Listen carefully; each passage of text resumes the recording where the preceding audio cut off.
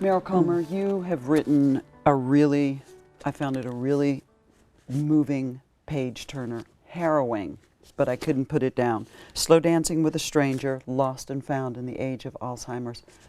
It's about your struggle with your husband who has Alzheimer's early onset, and you've been caring for him for 20 years? 20 years. And I resisted even writing a book because I didn't know whether I'd wear out. My journey is not over. So I resisted for 5 years writing it. Forcing me to look back was very painful because I was looking back over 20 years of doing what I did, and I thought, oh my God. This has been my life for 20 years. You gave up a career to care for your husband, Harvey, who got early onset Alzheimer's at age 56. What was he like in the early stages? He was a wonderful physician researcher. He was in cancer and hematology, never gave up on his patients, and then his behaviors began to change. And of course, if you go back 20 years, they thought it was anything but Alzheimer's. It was type A personality, depression, mad cow's disease, because he had been in London for a medical conference. The whole diagnosis took about almost 4 to 5 years. And Harvey is still? We're still at home. We're doing hospice at home now. So I've moved through every stage there is in the disease, from walking him 6 miles to prevent sundowning. When early patients confusion. get worse at night? You know, when we talk about all the adult daycare centers, they don't want you if you're incontinent. They don't want you if you're combative, and that's one of the big issues even in institutionalizing loved ones. If you're a problem in a facility, you get kicked out. They don't like difficult patients because it messes up the management. So and my husband was a difficult patient, young, strong, in denial, and dangerous because he was so physically strong. How have you managed at home all these years, and what are the things that you physically have to do? I do everything. There's actually a woman who approaches you after she's read your book, and you write about it, and she says, after you've given a speech, and she says, you know, frankly, I don't want to be like you. I don't want anybody to be like me, which is why I actually wrote the book. I wanted people to know they're not alone, because you really feel alone. You are so isolated. You don't get out, even when you try. And that's why the support services that are out there often don't get used. They're only learning about early onset now.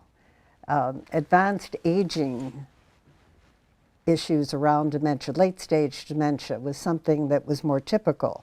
But now we're outliving the heart disease, we're outliving the cancer, we're outliving many of the diseases.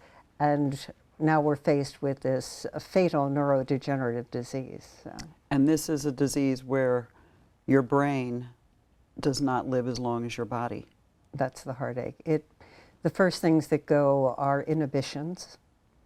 So social improprieties, things that you would never do in public, start happening. So you pull your loved one away to protect their dignity. I used to bathe, shave, and dress my husband and take him out. And if you kept moving at a party, no one would know. They thought he was fine. They thought he was fine because they weren't listening. They weren't paying attention. Now when I walk into a party, my antennae are up. Denial is dangerous in this disease.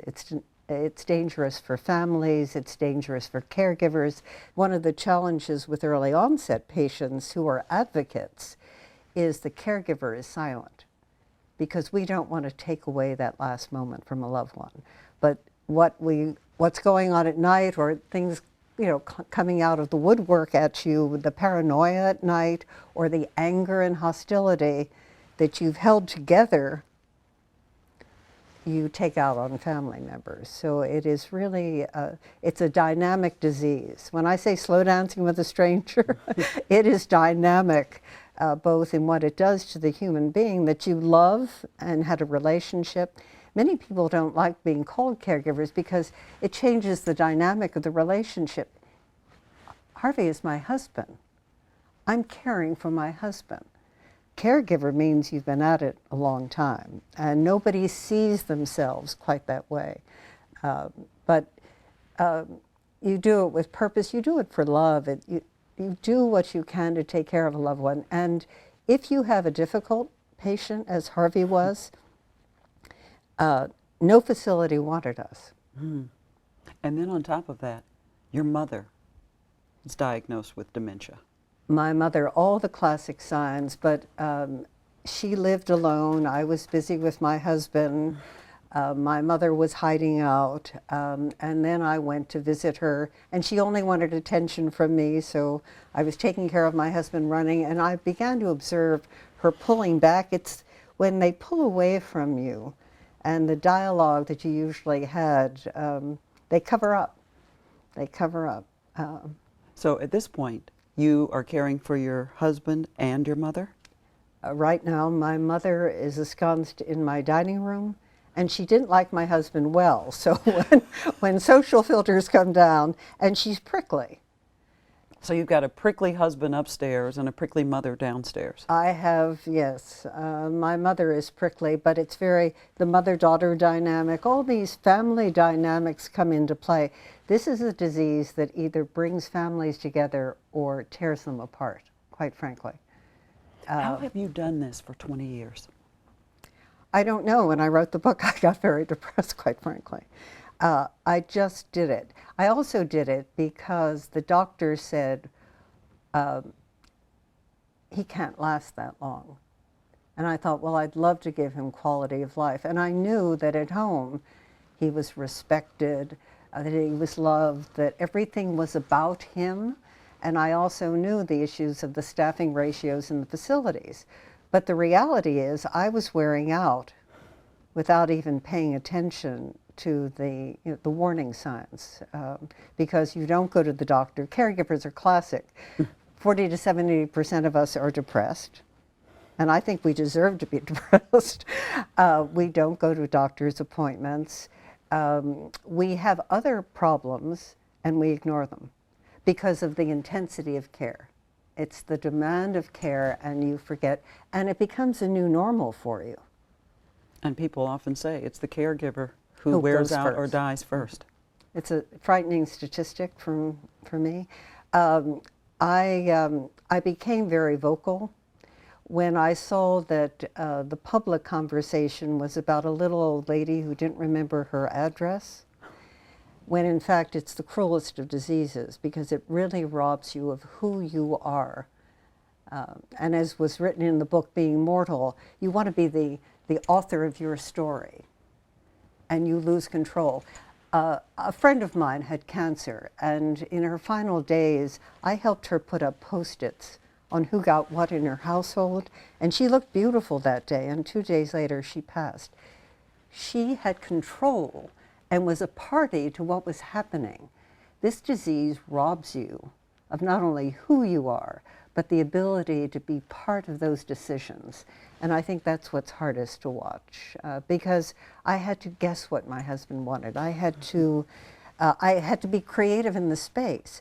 I didn't want my house looking like a hospital, so I put up garden gates to protect him from stepping down. I turned a bathroom into a European shower so I could bathe him on the toilet. I had to, because it's such a physical issue too. He's 6'2.5", almost 200 pounds, and now I'm lifting dead weight. My respite was going out and doing strength training, paying a nurse to cover me so I could go out and do strength training so that I could come back and actually take care of him. You gave up your original career, but now you have another career as president and CEO of the Geoffrey Beene Foundation Alzheimer's Initiative. You didn't want that initiative to be about care. You thought there was enough of that, so what are you doing? I thought the care space was saturated, and I was a caregiver, and I escaped to the cutting edge. I wanted to be part of the future. I wanted to be part of the solution, because I wanted our generation to say, this disease is unacceptable. We needed to attack it the way HIV/AIDS, the way breast cancer. This is the biggest women's issue since breast cancer. We outlive men statistically. we're more prone to get it, and we're just beginning to learn about the sex-based differences. I was recruited to become, run a foundation, and I thought, well, how can I do it? I'm still a caregiver. I have a fancy address, but it's my upstairs bedroom. That's where you're running the Because it foundation. takes two of us now to care for my husband, to physically lift him and manage him. But the idea of fighting the disease outside, because I can't do anything more for my husband than I do every day, was empowering. And I want other caregivers to find a way to find their voice. So I've really pushed all the mobile technologies, the smartphones. You want to know how you are? Mirror, mirror on the wall, look at your smartphone. What are you looking for on the smartphone? Well, you're taking a simple reaction time test. You're getting feedback on yourself. So the initiative works for caregivers? Yes, and their patients. Also for the patients, and you're looking at getting early diagnoses. I'm looking at what I call the healthy brain study, of looking at the impact of caregiving on caregivers, but using mobile technologies to let caregivers track themselves, to understand themselves and see themselves, because we forget who we are. What's the website? The website is healthybrainstudy.org. And you can go to that. We've had over 1,000 women in about 12 weeks sign up, participate. It asks you to do a quick lifestyle survey and then a 30-minute brain performance test. How are all these different changes in technology, how are they really helping caregivers? Do you take the study, does that just get you out of yourself for a while? It's reflective. It's reflective and gives you feedback. It's the feedback, because again, isolated, you forget who you are, so that's a big issue. The ability to track your loved one, to give the doctors data and information in between visits. The disease is so nuanced and it's different in every individual. So how do we track it? How do we become helpful in the research process? I'm a data collector. Look at me. Give me a smartphone and look what I can do. Now that's empowering against the hopelessness of a disease. No matter what I do, I don't win. I can't help him. I can give him quality of life in the stage that he's in. And you have to move with the disease. If you fight the disease, you will wear yourself out before the disease. You have to go with it from stage to stage. It means if all of a sudden he can't communicate, then you have to figure out a different way to communicate. You don't fight. If it's repetitive conversation, I act like it's the first time I ever heard it. And I always made him part of the conversation. I never talked about him to a doctor in front of him as if he wasn't part of the conversation, because you have to believe that there's always something inside to reach. And that's why with music therapy, if it brings the person back, the reason music therapy works is that it infuses the brain, so it's not just in one part of the brain that may be all clogged up. So it's the brain is fascinating. It's just a fascinating space. But again, my interest and my passion, it's a legacy. I don't want my great grandchildren coming to their parents and saying, why doesn't Nana know me anymore? You know, it's just a heartbreak. It interrupts generations, and it makes me fearless. It's a good feeling. I recommend Fearless. What are the 3 most important things you've learned over caring for your husband, your mother, writing your book? What are the 3 most important things that you can pass on to other caregivers?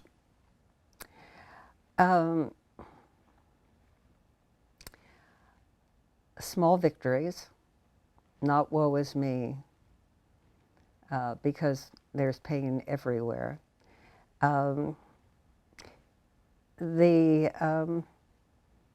Being always vigilant about your own security and health, because the disease is tricky. So don't endanger yourself or others. Anticipate, anticipate, anticipate. And information. I read so much that I almost shut myself down. You can get too far ahead of the disease when it may not happen in your case, because it's so idiosyncratic to the individual, which is why we can't generalize. There will never be a one-pill-fits-all magic bullet. It will probably be more the cocktail from the HIV/AIDS experience, because there's so many things going on.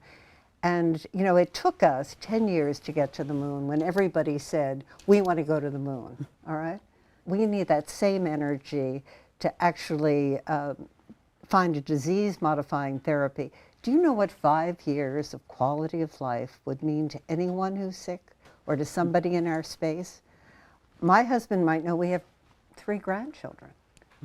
You know, things that you lose. And the other lesson is live the moment. Find joy in the moment. And whether it's putting love into your grandchildren, because love is reflected, and when you oversee deterioration, you don't get feedback. Find those moments and cherish them. And, you know, you'll never know how strong you are until you're in the middle of it. And I bet you'll surprise yourself. Are there times that you have to go in another room and just scream and cry, let it out? After 20 years, I don't think there are any more tears left. The nicest thing was that the feedback, when I did lay my life out unvarnished for people, was that it made people feel that they weren't alone. That they weren't alone, and that is so big in this space. So that was rewarding for me, that they're not alone and that we need to do something together to change the trajectory. This is too big and we have to stop it now. Thank you. Thank you. Thanks so much for being on Healthy Minds.